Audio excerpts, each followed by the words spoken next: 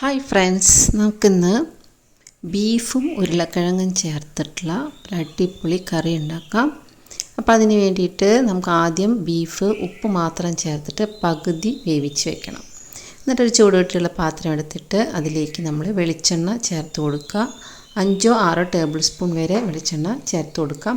അതിലേക്ക് നമ്മൾ ഇഞ്ചിയും വെളുത്തുള്ളിയും ചേർത്ത് കൊടുത്ത് അതൊന്ന് മൂത്ത് വരുമ്പോൾ അതിലേക്ക് 4 വലിയ സവോളയും 3 പച്ചമുളകും.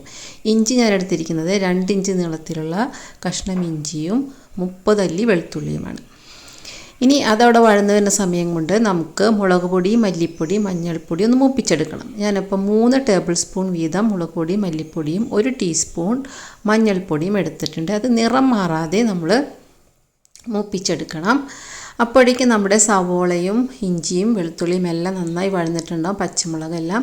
അപ്പോൾ അതിലേക്ക് നമുക്ക് ഈ മൂപ്പിച്ചെടുത്തിട്ടുള്ള പൊടികൾ ചേർത്ത് കൊടുക്കുക. അപ്പോൾ പിന്നെ അധികം നേരം നമ്മൾ ഇളക്കേണ്ട ആവശ്യമില്ല, കാരണം പൊടികൾ പച്ചമണമൊക്കെ മാറിയിട്ട് മൂത്തതാണ്. അപ്പോൾ അതൊന്ന് മിക്സായി കഴിഞ്ഞാൽ അതിലേക്ക് 3 വലിയ തക്കാളി കനം കുറച്ച് അരിഞ്ഞെടുത്ത് ചേർക്കുക. ഇത് നന്നായി വഴന്ന് അതിലേക്ക് ഇങ്ങനെ ചേരണം, അതുവരെ നമ്മൾ വഴറ്റണം.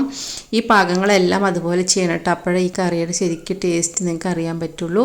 അതിലേക്ക് നമ്മൾ പകുതി വേവിച്ച് വെച്ചിരിക്കുന്നത്, അതായത് ഞാൻ ശരിക്കും വേവാൻ വേണ്ടിയിട്ട് 1 വിസിലും 12 മിനിറ്റുമാണ് എടുക്കുക. അപ്പം ഞാനത് 6 മിനിറ്റിൽ ഓഫ് ചെയ്തു കുക്കർ.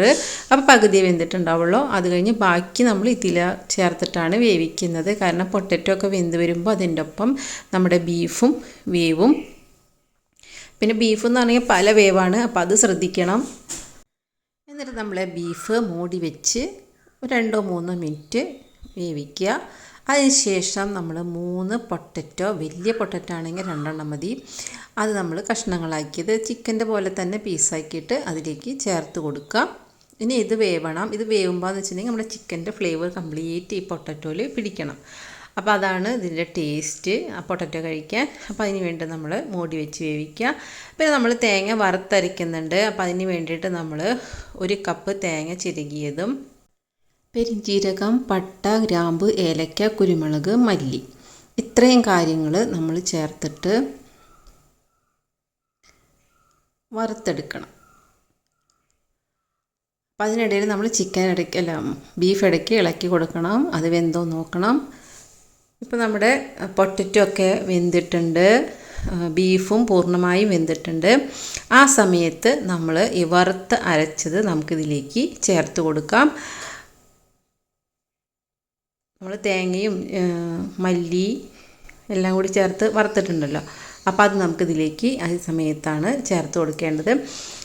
ഇത് ചേർത്ത ഉടനെ നമ്മൾ ഓഫാക്കാൻ പാടില്ല, നമുക്ക് ഇനിയും ചേർക്കാനുണ്ട് ഇൻഗ്രീഡിയൻസ്. പക്ഷേ ഇത് കുറച്ച് നേരം ഈ വറുത്ത തേങ്ങ ഇതിനോട് ചേർന്ന് മിക്സ് ആയതിന് ശേഷം മാത്രമേ നമ്മൾ വേറെ ഇൻഗ്രീഡിയൻസ് ചേർക്കാൻ പാടുള്ളൂ. കാരണം തേങ്ങ വറുത്തരയ്ക്കുമ്പോൾ ഒരു ചെറിയൊരു കനപ്പ് വരും, ആ കനപ്പ് പോകണം. പിന്നെ വല്ലാത്ത ഒരു കുത്തുന്ന ഫ്ലേവറാണ് തേങ്ങ വറുത്തതിന്, അതും പോകണം. അപ്പോൾ അതിന് വേണ്ടിയിട്ട് നമ്മളൊരു 5-6 മിനിറ്റ് കുറഞ്ഞ തീയിൽ വേവിക്കണം. അപ്പോൾ ഇതെല്ലാം മാറിക്കിട്ടും. പിന്നെ അത് പൂർണ്ണമായി മാറാൻ വേണ്ടിയിട്ട് നമ്മളൊരു 1/2 കപ്പ് നല്ല കട്ടി തേങ്ങാപ്പാൽ കൂടെ ചേർത്തിട്ടുണ്ടെങ്കിൽ ഈ തേങ്ങ വറുത്തതിൻ്റെ യഥാർത്ഥമായിട്ടുള്ള നല്ല രുചി നമുക്ക് കിട്ടും. അവസാനം നമുക്കൊരു ടീസ്പൂൺ കുരുമുളക് പൊടിയും 1/2 ടീസ്പൂൺ ഗരം മസാലയും ചേർത്ത് കൊടുക്കുക. ഗരം മസാല എന്ന് പറയുമ്പോൾ പട്ട, ഗ്രാമ്പ്, ഏലക്ക, പെരിഞ്ജീരകം മാത്രം ചേർത്ത് പൊടിച്ചെടുത്തിട്ടുള്ള ഗരം മസാലയാണ്. അത് ചേർത്ത് കൊടുത്ത് വീണ്ടും നമ്മളൊരു 5 മിനിറ്റ് കുറഞ്ഞ തീയിൽ വെച്ച് കഴിഞ്ഞാൽ നല്ല അടിപൊളി സൂപ്പർ ബീഫ് കറി കിട്ടും. അപ്പോൾ എല്ലാവരും ഇത് ട്രൈ ചെയ്യണം. റെസിപ്പി ഇഷ്ടമാണെങ്കിൽ ചാനൽ മറക്കാതെ സബ്സ്ക്രൈബ് കൂടെ ചെയ്യണം.